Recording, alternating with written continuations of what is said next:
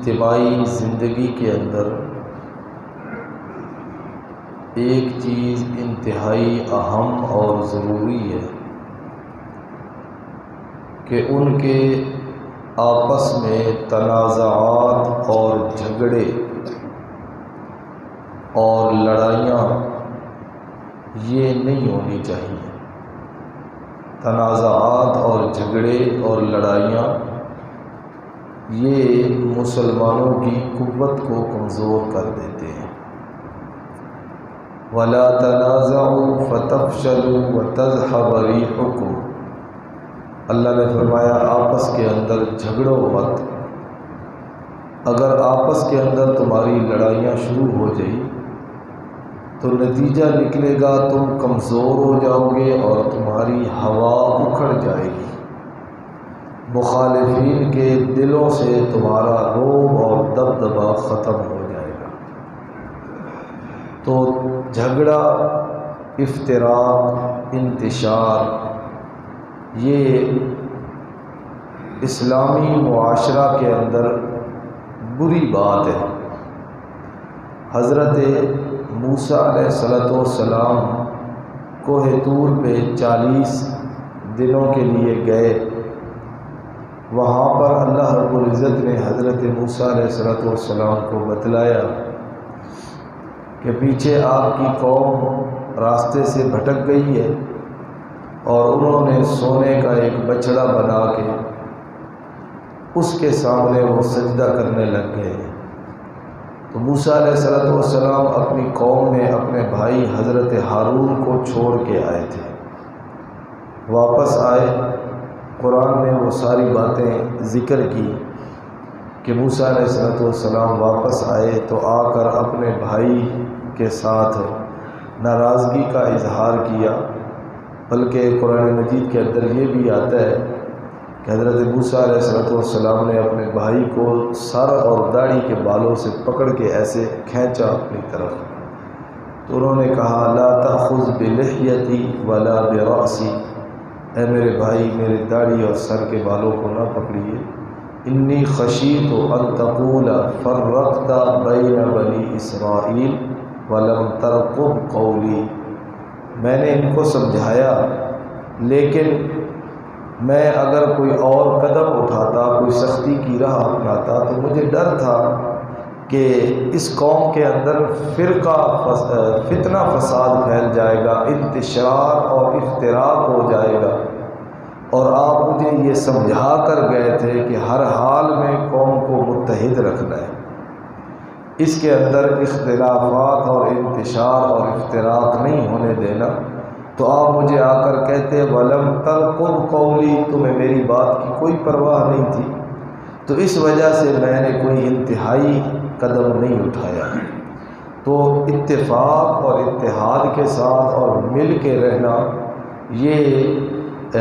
اجتماعی زندگی کے لیے بہت اہم چیز ہے، انسان کا رعب اور دبدبہ بھی ہوتا ہے اور اللہ رب العزت بھی اس بات پر راضی ہوتے ہیں۔ تو اس آیت مبارکہ میں جو میں نے آپ کے سامنے پڑھی، اس میں اللہ رب العزت نے اسی چیز کی طرف توجہ دلائی کہ مسلمانوں کی دو جماعتیں اگر آپس کے اندر لڑ پڑے، ان کی آپس کے اندر لڑائی ہو جائے، تو پھر تمہارا کام کیا ہے؟ تمہارا کام ہے ان دونوں کے درمیان صلح کروانا۔ نبی پاک صلی اللہ علیہ وسلم جس وقت تشریف لائے، جس زمانہ میں آپ مبعوث ہوئے، وہ زمانہ لڑائیوں کا اور قبائل کے درمیان جنگیں جو سالہ ہا سال تک چلنے والی، بلکہ مورخین لکھتے ہیں مدینہ طیبہ کے اندر 2 قبیلے تھے نا، اوس اور خزرج، تو اس قبیلے کی 2 شاخوں کے درمیان لڑائی تھی اور 120 سال گزر گئے تھے اس دشمنی کو، 120 سال گزر گئے تھے اس دشمنی کو۔ تو نبی پاک صلی اللہ علیہ وسلم نے آ کر اس بات کی طرف جو لوگ کلمہ پڑھتے گئے ان کو اس بات کے پابند کیا کہ تم نے آپس کے اندر جھگڑا نہیں کرنا، تم نے آپس کے اندر لڑائی نہیں کرنی، اب تم سب آپس کے اندر بھائی بھائی ہو۔ ایک واقعہ ملتا ہے، نبی علیہ السلام کے ایک صحابی تھے، تو نبی علیہ السلام اس کے گھر تشریف لے گئے مدینہ طیبہ میں۔ تو اس وقت یہ عبداللہ ابن ابی جو منافق تھا، منافقوں کا سردار تھا، ابھی تک اس نے ظاہری طور پر بھی کلمہ نہیں پڑھا تھا، تو اس صحابی کا گھر اور اس عبداللہ ابن ابی کا گھر دونوں ایک ہی محلے میں تھے۔ تو نبی علیہ السلام اپنی سواری کے اوپر سوار ہو کے جا رہے ہیں، تو اس کو نبی علیہ السلام کا آنا اس محلے میں اچھا نہ لگا، ناگوار گزرا۔ تو نبی علیہ السلام جب اس کے پاس سے گزر رہے تھے نا سواری پہ، تو وہ کہنے لگا اونچی آواز میں، آپ ہمارے علاقہ کی طرف نہ آیا کریں، آپ کی اس سواری اس جانور کی وجہ سے ہمیں تکلیف ہوتی ہے۔ تو وہ صحابی بھی سن رہے تھے، تو ان کے لیے تو نبی پاک صلی اللہ علیہ وسلم کا آنا ان کے گھر میں باعث برکت تھا، باعث رحمت تھا، ان کے لیے تو خوشی کی بات تھی کہ اللہ کے پاک پیغمبر ہمارے گھر ہمارے محلہ میں تشریف لا رہے ہیں۔ تو اس نے بھی آگے سے جواب دیا،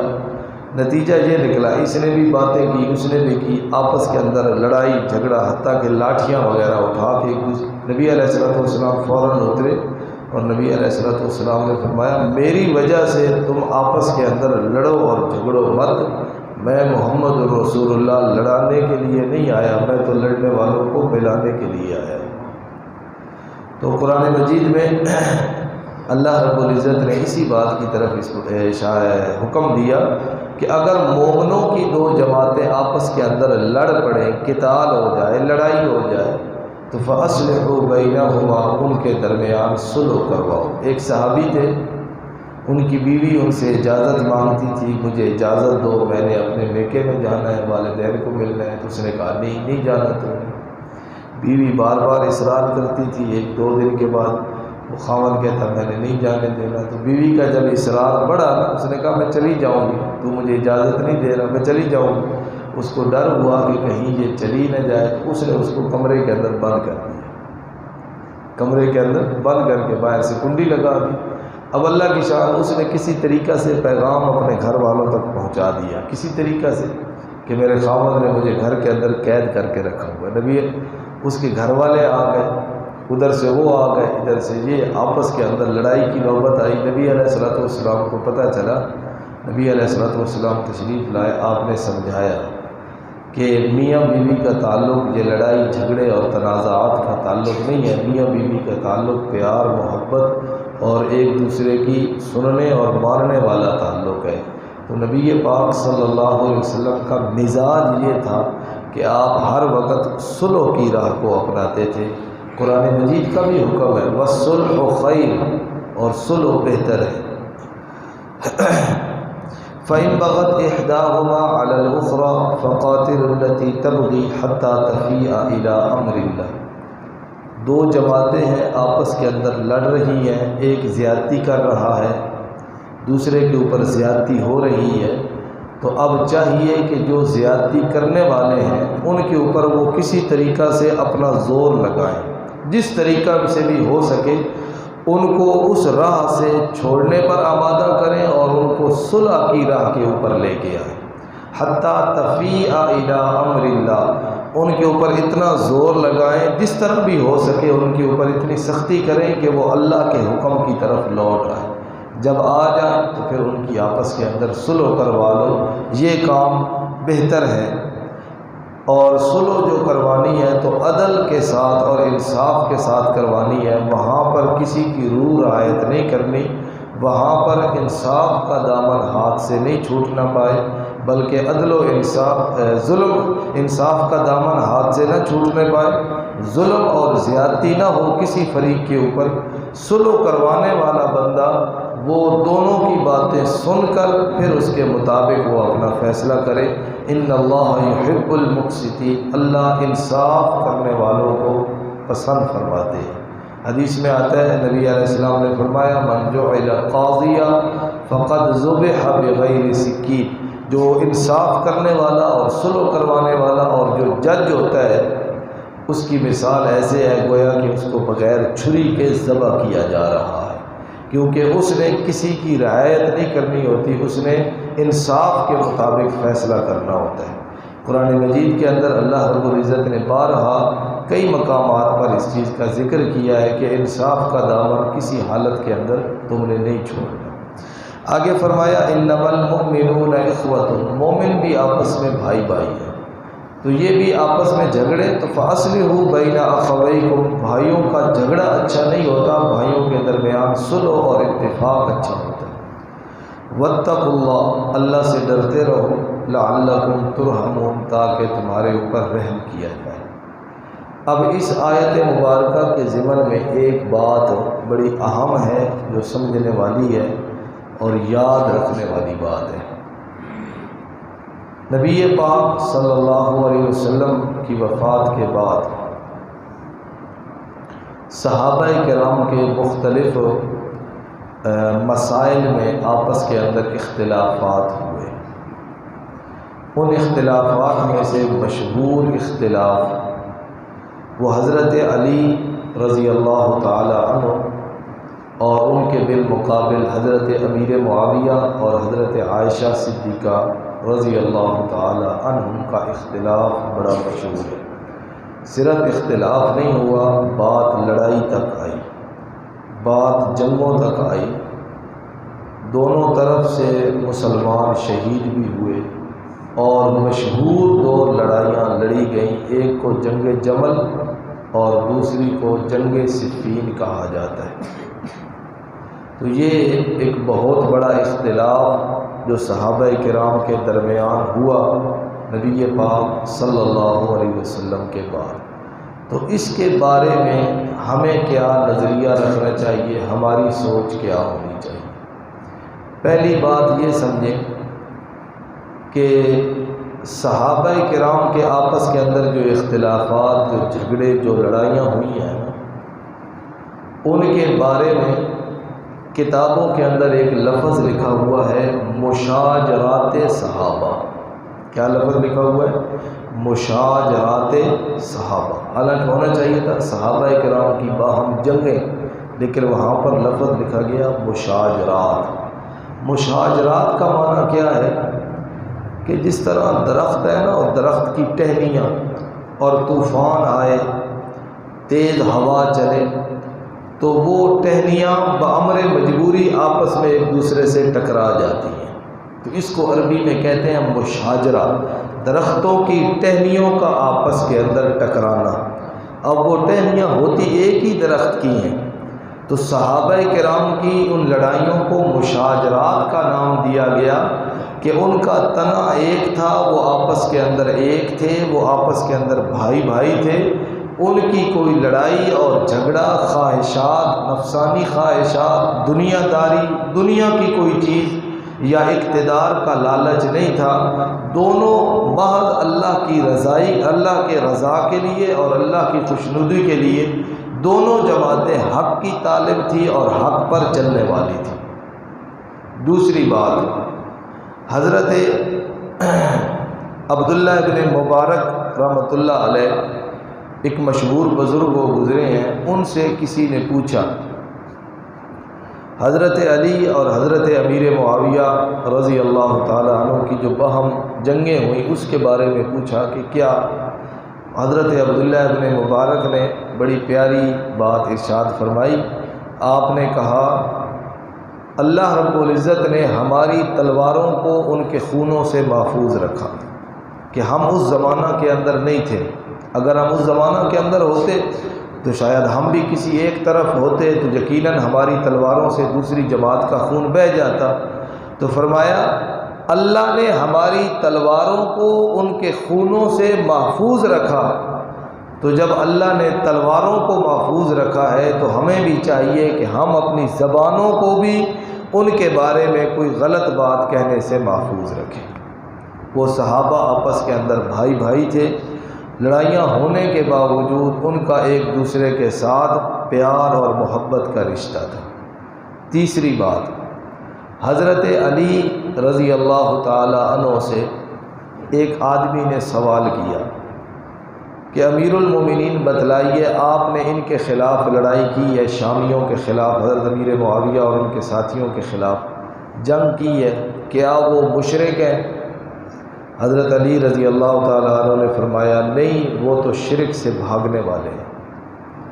اس نے دوسرا سوال کیا، اچھا مشرک نہیں ہے تو پھر منافق ہوں گے اس لیے لڑائی کر رہے ہیں؟ حضرت علی نے فرمایا نہیں، منافقوں کی اللہ نے خصلت بیان کی ہے کہ لا یذکرون اللہ الا قلیلا، وہ اللہ کو تھوڑا یاد کرتے ہیں، اور یہ لوگ ہم سے بھی بڑھ کر اللہ کو یاد کرنے والے ہیں۔ تو پھر اس نے تیسرا سوال کیا، پھر لڑائی کیوں ہوئی، لڑے کیوں آپس میں؟